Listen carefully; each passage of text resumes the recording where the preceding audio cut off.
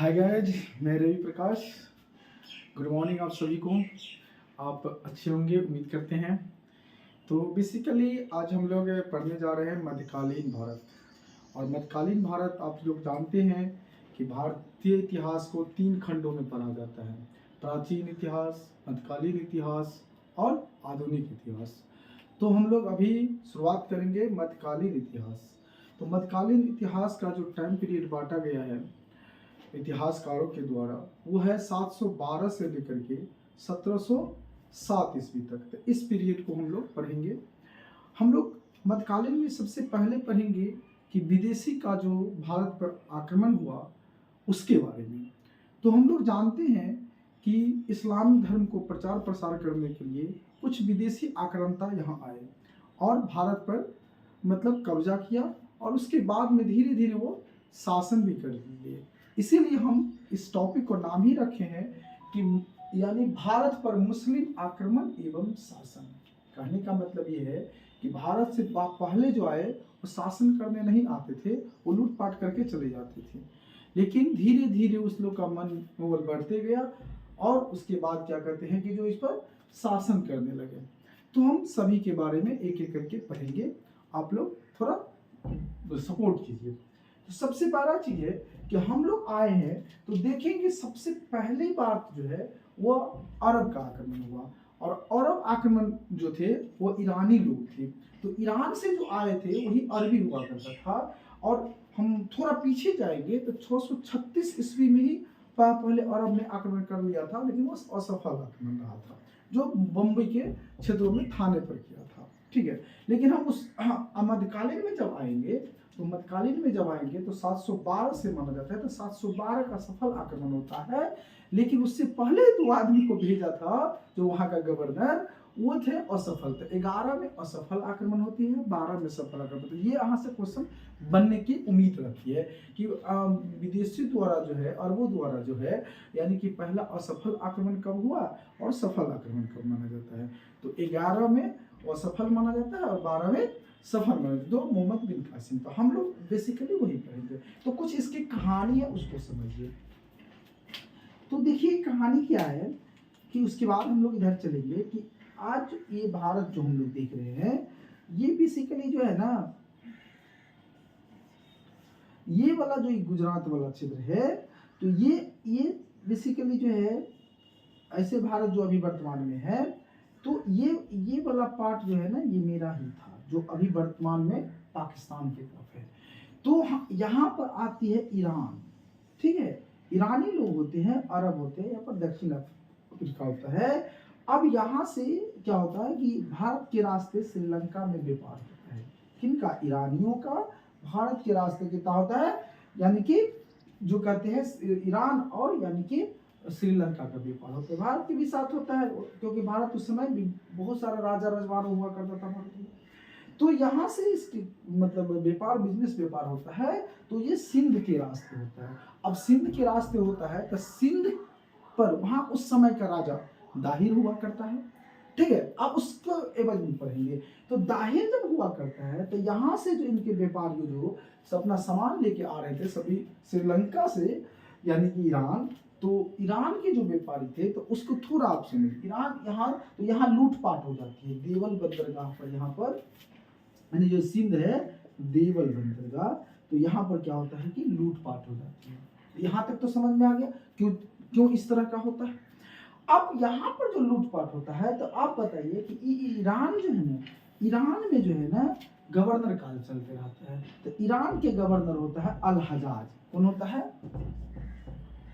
अल हजाज। Iran के governor होता है यूसुफ अल हजाज। ठीक है, तो अल हजाज जो है 700 यानी कि 9 या 10 में यानी कि गवर्नर बनता है। और गवर्नर बनता है तो यहाँ का राजा वो होता है, यानी कि गवर्नर होता है ईरान का। ठीक है, अब ईरान के गवर्नर अल हजाज होता है तो ये 14 तक रहता है, 914 तक रहता है, और 14 में इसका मृत्यु हो जाता है। तो उसी बीच की ये घटना है, सिंध पर विजय की जो घटना है। अल हजाज ईरान के गवर्नर थे और यहाँ पर दाहिर थे, यही दोनों के बीच में हम पढ़ेंगे। अब कहता है कि यहाँ से जो व्यापारी लोग आ रहे थे तो देवल बंदरगाह पर समुद्री डाकुओं ने क्या किया, लूट लिया। तो लूट लिया तो अलहजाज थे वहां का मुखिया, तो इसमें से एक व्यक्ति जो है सबको मार दिया, डाकुओं सब ने और सामान सब लूट लिया। एक बूढ़े व्यक्ति बच जाते हैं, और बूढ़े व्यक्ति जो बचते हैं तो ये पूरा अपने गवर्नर को जाकर के बताता है। और जब गवर्नर को बताता है तो गवर्नर क्या कहते हैं, उसको मतलब तहकीकात करने के लिए सिंध पर जो राजा हुआ करता उस टाइम का दाहिर, उसको क्या कहते हैं, पत्र भेजता है। अब पत्र जब भेजता है तो ताहिर इस चीज को पता लगाकर उसको भी इस पत्र का जवाब देता है कि मेरे एरिया में मेरे लोगों ने ऐसा कोई काम नहीं किया है। तो वो क्या करता है, अलहजाज गुस्सा हो जाते हैं, गुस्सा होकर के दो व्यक्ति को भेजते हैं, यानी कि सिंध पर आक्रमण करने के लिए। और सिंध पर आक्रमण करने के लिए दो आदमी बोलता है, तो एक होता है उबैदुल्ला, उबैदुल्ला उबैदुल्ला और एक होता है बुदैल। दो आदमी, ये 11 में 711 की घटना बताया है। तो 711 की घटना जो बता रहा है, तो इसमें देखिएगा कि बीडी महाजन के बुक जो है, इतिहास बीडी महाजन के बुक, वो 711 बताता है, और क्या कहता है हरिश्चंद्र का वर्मा का जो है वो 712 बताता है। तो सफल आक्रमण आपको माना जाता है 712 में, जो मोहम्मद बिन कासिम किए, ठीक है। और ये दोनों जब आए, उबैदुल्ला और बुदैल, तो ये असफल आक्रमण हुआ। इसको जो है दाहिर ने खदेड़ के मार के यहाँ से भगा दिया। क्लियर। तो अब इस कहानियों को थोड़ा हम लोग बेसिकली आप मोहम्मद बिन कासिम पर आते हैं। किस पर आते हैं, मोहम्मद बिन कासिम पर आते हैं। तो सबसे पहला आप देखिए, ईरान में जो है मोहम्मद बिन कासिम का जो जन्म होता है वो 695 ईसा पूर्व में, कितना सॉरी ईसा में, ईस्वी में 695 ईस्वी में इसका जन्म होता है। किसका, मोहम्मद बिन कासिम का, 31 दिसंबर 695। उसके बाद कुछ दिनों के बाद इनके पापा जो है देहांत कर जाते हैं। उनके पापा का नाम रहता है कासिम बिन यूसुफ। मोहम्मद बिन कासिम का पिता का नाम होता है कासिम बिन यूसुफ, ठीक है। उसके माता का नाम होता है हबीबत अल उजमा। मोहम्मद कासिम के माता का नाम होता है हबीबत उल उजमा। तो इनके पापा के मृत्यु हो जाने के बाद इनकी मम्मी इसके पालन पोषण करते हैं, इनके चाचा के देखरेख में। और एक समय ऐसा आता है कि इनके चाचा ईरान के क्या बन जाता है, गवर्नर, ईरान के गवर्नर बन जाते हैं। और गवर्नर जब बनते हैं तो ये लड़का जो है 10-12 साल के एज में, ये जो है ना, ये 10-12 साल के एज में जो है ये सकीफ कबीले का क्या होता है, सकीफ कबीले का जो है ना एक सदस्य बन जाता है, और उस कबीले का जो है हेड कमांडर हो जाता है। सकीफ कबीले का सदस्य बन करके उस यानी सैन्य कमांडर का ये हेड बन जाता है। कौन, मोहम्मद बिन कासिम। अब मोहम्मद बिन कासिम जो है ये अपने चाचा के देखरेख में बड़ा हो रहा है सब, तो या सारा कार्यभार संभाल रहा है। तो इनके चाचा के एक बेटी थी जुबैदा। जो जुबैदा को क्या करते हैं, इसको मन में एक ख्याल आ जाता है कि अगर मोहम्मद बिन कासिम कहीं दूसरे के साथ चला जाएगा तो फिर मेरा मतलब स्थिति खराब हो जाएगा यहाँ। तो उस राजपाट को संभालने और अपने पूरे वर्चस्व को बनाए रखने के लिए क्या ये अपनी बेटी से शादी कर देता है। इतना दिन तक वो जो भतीजा होता है वो भतीजा अब दामाद में बदल जाता है। अब अलहजाज का वो भतीजा दामाद हो जाता है मोहम्मद बिन कासिम। यहाँ तक समझ में आ गया। अब क्या है कि मोहम्मद बिन कासिम जो है ना, ये सिंध पर ये दो आदमी को, जो बुदैल और उबैदुल्ला को जो असफल आक्रमण हुआ था चला गया, अब अपने लाओ लश्कर के साथ सिंध के ऊपर, दाहिर के ऊपर चढ़ाई करने आता है मोहम्मद बिन कासिम अपने पूरा मतलब फौजियों और सैनिकों के साथ। तो सबसे पहले जो आते हैं मोहम्मद बिन कासिम, तो सबसे पहले यानी कि बुदैल जो थी, देवल जो बंदरगाह होता है यहाँ पर सिंध पर, देवल बंदरगाह जो होता है उसी बंदरगाह पर आता है भरोच वाला जो रास्ता होता है देवल बंदरगाह पर। तो यह बोलन दर्रे होते, यानी कि ये जो है ये बोलन दर्रा, याद रखिएगा, बोलन दर्रा होते हुए ये क्या कहते हैं ना कि इंडिया में प्रवेश करता है। बोलन दर्रे होते हुए इंडिया में प्रवेश करता है सिंध पर, और सिंध पर देवल बंदरगाह पर आता है। देवल बंदरगाह, देवल बंदरगाह पर जब आने के बाद वो पता लगाता है कि किस तरह से यानी दाहिर को हराया जाए। तो दाहिर को हराने के लिए ये षड्यंत्र रच के रावण जो होता है एक जगह, ये रावण जगह पर जो है ना युद्ध करता है, उसको छिप करके यानी कि मार देता है। तो दाहिर यहाँ पर क्या होता है, खत्म हो जाता है। तो पूरे सिंध पर जो है ना, पूरे ये सिंध वाला इलाका जो है, पूरे सिंध वाला इलाका जो है किसके अंदर में हो जाता है, यानी मोहम्मद बिन कासिम के अंदर में। किसके अंदर में, मोहम्मद बिन कासिम के अंदर में ये सिंध वाला इलाका पड़ जाता है। जब ये सिंध वाला इलाका अब ये पूरी तरह से इसके अंदर में हो जाता है, लेकिन जो ये मोहम्मद दाहिर जो मरते हैं तो इसकी दो पत्नी होती है, एक होती है रानी बाई, एक पत्नी होती है रानी बाई और दूसरी पत्नी होती है रानी लाडी। तो रानी बाई जो है जब देहांत को उसको मार दिया जाता है, हत्या कर दिया जाता है दाहिर को मोहम्मद बिन कासिम के द्वारा, उनके सैनिकों के द्वारा, तब ये क्या करते हैं, ये भी अपने तलवारों से लड़ते हुए ये अपने सम्मान बचाने के लिए जौहर करती है। जौहर मतलब होता है आत्महत्या, आगों में जल के मर जाना। ठीक है, तो आत्मदाह कर लिया इनकी पत्नी जो थी रानी बाई। तो रानी बाई क्या कर लिया, आत्महत्या कर लिया। किनकी पत्नी थी, तो दाहिर की। तो ये इसको कहा जाता है, यानी ये जौहर कर लिया। जौहर का मतलब होता है आग में जल के मर जाना, यानी कि अपने सम्मान बचाने के लिए। उसके बाद रानी लाडी और उसकी दो बेटी थी, सूर्या और परिमल। तो दो बेटी सूर्या और परिमल जो है वो क्या कहता है, उसके अंदर में आ गया, यानी मोहम्मद बिन कासिम ये तीनों को क्या करता है कि अपने अंदर में बंधक बना लेता है, और बंधक बना करके कहा जाता है कि रानी लाडी से शादी कर लेता है। ठीक है, उसके बाद ये दो बेटी को बंधक बना करके जो है खलीफों के पास भेज देता है, वहां का जो गवर्नर।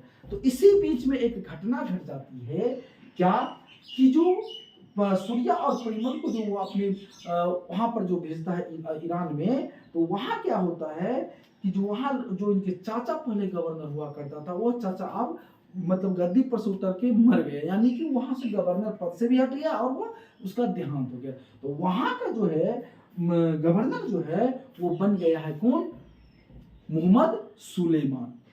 अब देखिए, पहले अलहजाज थे गवर्नर, अब बन गया कौन, सुलेमान। तो जब ये बंधक बंदी को जो लेके गया तो ये शिकायत कर दिया खलीफा को कि जो आपके मतलब जो है सेनापति किस तरह की जो मेरे साथ भजनिटी मतलब किया, यानी कि मेरे साथ दुष्कर्म किया। इस बात सुनते ही सुलेमान, तो कि सुलेमान और अलहजाज जानी दुश्मन थे, एक दूसरे को आदमियों को मारता था, यानी उनके आदमी को वो मारता था, उनकी राजनीति में तो होता है इस तरह से वर्चस्व की लड़ाई था। सुलेमान की जब ये बात पता चला तो जो मोहम्मद बिन कासिम जो है सिंध पर जो थे वो उसको यहाँ से क्या करता है, बुला लेता है। और जब बुला लेता है वहां से आदेश भेजता है कि इसको ऊंट के खाल में भर करके उसको खींच के जल्दी लेकर के ईरान आओ। और वह 3 साल लगभग जो है भारत में रहता है, लगभग 3 वर्षों तक, यानी 12 में आता है और 15 में जो है ना इसको यहाँ से खदेड़ कर ले जाता है और मार भी दिया जाता है, यानी कि उसी में दम घुट के उसको मर जाता है। कौन मर जाता है, मोहम्मद बिन कासिम। तो ये घटना हो गई। अब ये मोहम्मद बिन कासिम जो ये सिंध को जीतता है, इसीलिए इसको कहा जाता है और इसे फतह ए सिंध, यानी मोहम्मद बिन कासिम का दूसरा उपाधि मिला है फतेह ए सिंध। फतेह ए सिंध इसलिए कहा जाता है कि सबसे पहला जो है अरबी जो है ये आदमी जो है वो दाहिर को हरा करके पूरे सिंध पर क्या किया, कब्जा कर लिया, इसीलिए फतेह ए सिंध कहा जाता है। अब बात रही कि एक बात बहुत तो चल के आता है कि कौन सा हिंदू राजा है जो अपने सगी बहन से शादी किया, कौन सा हिंदू राजा है जो अपनी सगी बहन से शादी किया। तो ये बेसिकली इन्हीं के बारे में, दाहिर के बारे में प्रचलित है, लेकिन बहुत सारे इतिहासकारों को जो है ये क्या है कि मतलब मतभेद है इस पर, बहुत ज़्यादा मतलब ये बहुत सारे इतिहासकार कहते हैं कि इसको बदनाम करने के लिए। तो इसकी पूरी जानकारी जो मिलती है, यानी सिंध पर जो मोहम्मद बिन कासिम आते हैं, लड़ाई लड़ते हैं, कब्जा करते हैं, दाहिर का जो शासन होता है, ये सारी की सारी जानकारी जो मिलती है आपके एक बुक है चचनामा। चचनामा, चचनामा है, चचनामा। अब कहता है कि चचनामा बुक में जो है ये सारा, और ये चचनामा बुक जो है ये अरबी भाषा में है। कौन भाषा में, अरबी भाषा में। लेकिन अरबी भाषा के बाद जो है इसका जो अनुवाद कराया है वो फारसी में, और फारसी में अनुवाद हुआ है चचनामा का। कब, तो जब 13वीं शताब्दी में, 13वीं सदी में, और 13वीं सदी में जो यानी कि कुवाचा जो मुल्तान के एरिया में जो पाकिस्तान वाला सिंध है उस तरफ जो है यानी गवर्नर रहते हैं कुवाचा। और कुवाचा के समय में जो है इसको यानी कौन हुआ, और फारसी भाषा में जो है अनुवादी, फारसी भाषा में अनुवाद करने वाले कौन है, अनुवाद करने वाले तो अली बिन मोहम्मद कूफी, यानी मोहम्मद कूफी है, मोहम्मद कूफी, अली बिन मोहम्मद कूफी, यानी अली बिन मोहम्मद कूफी जो है ये किस भाषा में अनुवाद किया चचनामा का, तो फारसी भाषा में। पहले पुराना क्या है, अरबी भाषा में, अरबी भाषा में चचनामा है जो सिंध के बारे में पूरी जानकारी है। तो हमको अगर कहा जाए कि सिंध की जो पूरी जानकारी है मोहम्मद बिन कासिम से लेकर ताहिर तक किस किताब में मिलती है, तो यानी चचनामा में। किसमें मिलती है, चचनामा में। और ये चचनामा को जो है फारसी अनुवाद करने वाले कौन होता है, तो अली बिन मोहम्मद कूफी, अली बिन मोहम्मद कूफी, अली बिन मोहम्मद कूफी। तो अली बिन मोहम्मद कूफी क्या करते हैं, इसको यानी फारसी अनुवाद करता है। तो प्राचीन में क्या होता है, यानी कि अरब भाषा में रहता है, अरबी में रहता है चचनामा, उसके बाद फारसी में होता है 13वीं शताब्दी में। तो अब उसके बाद हम लोग थोड़ा पढ़ लेते हैं दाहिरे के बारे में। तो दाहिर जो है, दाहिर से पहले वो सिंध पर जो है किसी सिंध के रायवंश का यानी सत्ता था, स्थापित राज कर रहा था। उस रायवंश के दरबार में जो है यानी अरोर के चाच, क्या था, अरोर के चाच जो क्या ब्राह्मण थे, जो क्या ब्राह्मण थे। अरोर के चाच, यही चाच बन के चच बन जाता है। अरोर के चाच जो है यानी कि उसके मतलब रायवंश जो थे उसमें वह मंत्री का काम संभालते थे, यानी कि वह उसके यहाँ काम करते थे, यानी कि मंत्री पद पर थे। धीरे धीरे वो क्या करते हैं, वो साम्राज्य जो है राय साम्राज्य, रायवंश को क्या करता है, ये खत्म कर देता है। और ये चच जो है यानी ये चाच जो है वो चच वंश की स्थापना कर लेता है। किस वंश के, चच वंश के। कौन वंश स्थापना कर लेता है, चच वंश के। रायवंश के यहाँ काम कर रहे थे ये चाच ब्राह्मण थे, ठीक है। वो काम करते करते इसको सत्ता से हटा करके ये अपना वंश की स्थापना है। चाच किस वंश का स्थापना करता है, चच। और बहुत सारा इतिहासकार लिखते हैं कि चच ही। तो ये चच वंश की जब स्थापना करता है तो चच वंश की स्थापना करने के बाद वहां का राजा ये 631 से लेकर के 671 तक रहता है। और यही उसका पिता होता है, किसका, दाहिर का। तो हम लोग बात करेंगे तो चच वंश की जो स्थापना करता है वो कौन करता है, चच करता है। और चच कौन रहते हैं, तो यानी दाहिर के पिता। दाहिर के पिता रहते हैं, दाहिर के पिता रहते हैं, दाहिर के जो पिता रहते हैं, एक मिनट,